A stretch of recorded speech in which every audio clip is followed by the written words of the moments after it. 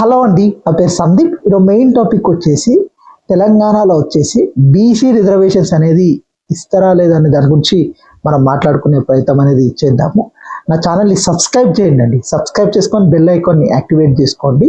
నేను కొత్త వీడియోస్ పెట్టగానే మీకు నోటిఫికేషన్ అనేది వస్తుంది. టాపిక్లోకి వెళ్ళిపోదాం. ఫస్ట్ ఆఫ్ ఆల్, ఏదైతే రేవంత్ రెడ్డి గారు వచ్చేసి మొన్న లోకల్ బాడీ ఎన్నికల్లో వచ్చేసి 42% బీసీలకు వచ్చేసి రిజర్వేషన్స్ ఇవ్వాలనేది ఒక జీవో అనేది ఇవ్వడం అనేది జరిగిందండి. ఆ జీవోని అయితే కోర్టు అనేది తిరస్కరించడం అనేది జరిగింది.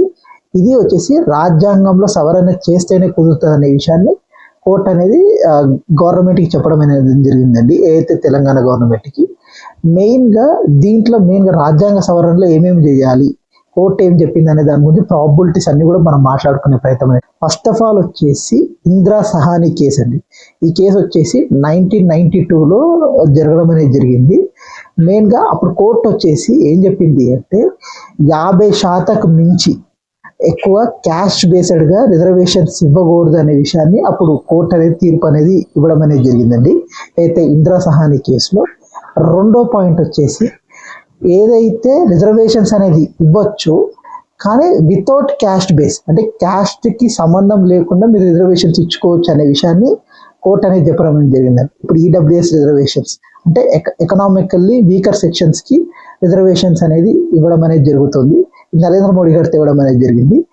అంటే అది సెకండ్ పాయింట్గా చెప్పడం అనేది జరిగింది. థర్డ్ పాయింట్ వచ్చేసి క్రిమిలేయర్ అండ్ నాన్ క్రిమిలేయర్. అంటే క్రిమిలేయర్ అంటే కొంత ధనవంతుడు, నాన్ క్రిమిలేయర్ అంటే రేషన్ కార్డు ఉన్న వాళ్ళు, పేదవాడు, మధ్యతరగతి అందరూ కలిసి వస్తారు. దాంట్లో వాళ్ళని నాన్ క్రిమిలేయర్ అంటారు. అదొకటి చెప్పడం అనేది జరిగింది ఇందిరా సహాని కేసులో. ఫోర్త్ పాయింట్ వచ్చేసి ఏదైతే ప్రమోషన్స్లో కూడా మీరు ఏదైతే క్యాస్ట్ బేస్డ్గా మీరు ప్రమోషన్స్కి చేయాలని చెప్పడం. అంటే ఎట్లా అంటే ఇప్పుడు చాలా మంది ఎగ్జాంపుల్ ఇది, ఏదైతే ఇప్పుడు కానిస్టేబుల్ ఒక ఆయన జాయిన్ అవుతాడు, అతను దాని తర్వాత ఎస్ఐగా అవ్వాలంటే దాంట్లో ఇంటర్నల్ ఎగ్జామ్స్ అనేవి ఉంటాయి జనరల్గా. అప్పుడు ఏం చేస్తారంటే వాళ్ళు ఆ ఎగ్జామ్స్ రాసి దాంట్లో కూడా క్యాస్ట్ బేస్డ్గా చూస్తారు. ఇది గవర్నమెంట్లో ఉన్న వాళ్ళకి చాలా మందికి తెలుసు. అట్లా చేసేదానికి కూడా అప్పుడు కోర్టు పర్మిషన్ ఇచ్చిందండి, ఏదైతే ఇందిరా సహాని కేసు. ఇప్పుడు వచ్చేసి రేవంత్ రెడ్డి గారు వచ్చేసి దీన్ని 9th షెడ్యూల్లో పెట్టాలి అని అంటున్నారు. ఎందుకు పెట్టాలి అంటున్నారంటే ఏదైతే ఈ 9th షెడ్యూల్ అనేది ఎస్టాబ్లిష్మెంట్ ఎప్పుడైందంటే 1951లో అవ్వడం అనేది జరిగింది. ఇది ఎందుకు తెచ్చారంటే భూ చట్టాల కోసం తేవడం అనేది జరిగిందండి అప్పుడు. ఎందుకంటే మనకి ఇండిపెండెన్స్ వచ్చిన తర్వాత అందరూ కూడా మన ఒక డెమోక్రటిక్ కంట్రీగా చేసినారు, కానీ చాలా మంది రాజులు, పటేళ్ళు వీళ్ళందరూ కూడా వాళ్ళ దగ్గర ల్యాండ్ అనేది వాళ్ళ దగ్గరనే ఉండిపోయింది. ఈ ల్యాండ్ అనేది పేదలకి డిస్ట్రిబ్యూషన్ చేయాలి అంటే కంపల్సరీగా ఈ చట్టం అనేది కంపల్సరీగా చేయాలనేది అప్పుడు పెద్దలు ఆలోచించడం అనేది జరిగింది. అప్పుడేమైపోయింది, ఆర్టికల్ 14, ఆర్టికల్ 19ని వి షుడ్ వైలేషన్ చేసుకోవచ్చు దీంట్లో. అంటే ఆర్టికల్ 14 అంటే ఈక్వాలిటీ ఆఫ్ లా, అంటే లాను కూడా నువ్వు వైలేట్ చేసుకో, ఈక్వల్ ప్రొటెక్షన్ ఆఫ్ లా, ఈ రెండు ఉంటాయి ఆర్టికల్ 14లో. దాన్ని యూ కెన్ వైలేట్ ఇట్, అంటే మీరు దాన్ని తిరస్కరించుకోవచ్చు. రెండో థింగ్ వచ్చేసి ఆర్టికల్ 19. ఆర్టికల్ 19 అంటే ఏంటిది, ఏదైతే హ్యూమన్ రైట్స్ అంటే మానవ హక్కులు అనేది ఉంటుంది ఆర్టికల్ 19లో. అంటే right to speech, right to freedom, ఇవన్నీ కూడా దాంట్లో ఉంటాయి. దాంట్లో సబ్సెక్షన్స్ ఉంటాయి. ఐ డోంట్ వాంట్ డీటెయిల్గా వెళ్ళట్లేదు కానీ చెప్తున్నాను జనరల్గా. ఇంకొకటి ఏంటంటే ఈ సెక్షన్స్ని వీ కెన్ వైలేట్ చేసుకోవచ్చు అనేది షెడ్యూల్ 9లో అనేది పెట్టడం అనేది జరిగింది. దీన్ని అప్పుడు ఏదైతే రిజర్వేషన్స్ పెంచుకోవాలి అనుకుంటే రెండింటిని వైలేట్ చేస్తేనే రిజర్వేషన్స్ అనేది పెంచుకునే అవకాశం అనేది జనరల్గా ఉంటుంది. ఏది ఇప్పుడు తమిళనాడులో కూడా వాళ్ళ ఏదైతే షెడ్యూల్ 9లో పెట్టుకోవడం వల్ల జరిగింది. అది దానివల్ల వాళ్ళ రిజర్వేషన్స్ అనేది అప్పుడు పెరిగింది. అంటే దీనికి ఎందుకు సంబంధం అని కొంతమంది అడగవచ్చు. మెయిన్గా ఏంటి అంటే ఏది ఆర్టికల్ 14 అనేది కోర్టు జోక్యం చేసుకుంటుంది. కోర్టు జోక్యం చేసుకునే అవకాశం ఇప్పుడు ఉండదు అయితే 9th షెడ్యూల్లో పెట్టుకుంటుంది.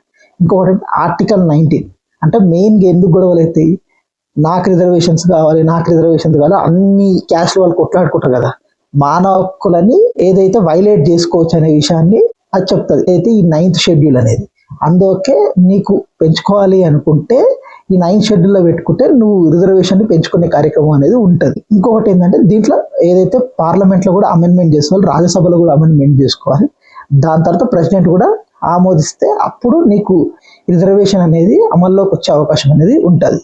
ఇది మెయిన్గా రిజర్వేషన్స్ అనేది రావాలంటే ఈ ప్రాసెస్ అనేది జనరల్ ఫాలో కావాలి. రెండో థింగ్ వచ్చేసి తెలంగాణలో అన్ని పార్టీలు కూడా ప్రొటెస్ట్ చేయడం మంచి విషయమే. ఎందుకంటే ప్రొటెస్ట్ చేయకపోతే మనం ఏం అడుగుతాం అనేది ప్రజలకి తెలియదు. అంటే ఇది సెంట్రల్ లెవెల్లో కూడా తీసుకెళ్లాలంటే ప్రొటెస్ట్ అనేది చాలా అవసరం. ఇంకోటి ఏంటంటే దీనిలో బీజేపీ కూడా వీళ్ళు కూడా సపోర్ట్ చేస్తున్నారు ఈ బీసీ బిల్కి సపోర్ట్ చేసిన వాళ్ళు వీళ్ళు నరేంద్ర మోడీకి కంపల్సరీగా వీళ్ళు ప్రెషర్ పెట్టాల్సిన అవసరం ఉంది. ఈ బిల్లును పెట్టమని చెప్పాల్సిన అవసరం అనేది బీజేపీ వాళ్ళ మీద కూడా, ఎందుకంటే వీళ్ళు కూడా సపోర్ట్ చేస్తున్నారు. ఇక్కడ అయితే తెలంగాణలో వచ్చేసి వాళ్ళు కూడా ప్రొటెస్ట్లో మొన్న జరిగిన ప్రొటెస్ట్లో వాళ్ళు కూడా చేయడం అనేది జరిగింది. అందుకే సెంట్రల్ గవర్నమెంట్ మీద ప్రెషర్ తీసుకురావాల్సిన అవసరం అనేది ఉంది. ఇదే రేవంత్ రెడ్డి గారు చెప్పడం అనేది జరిగింది.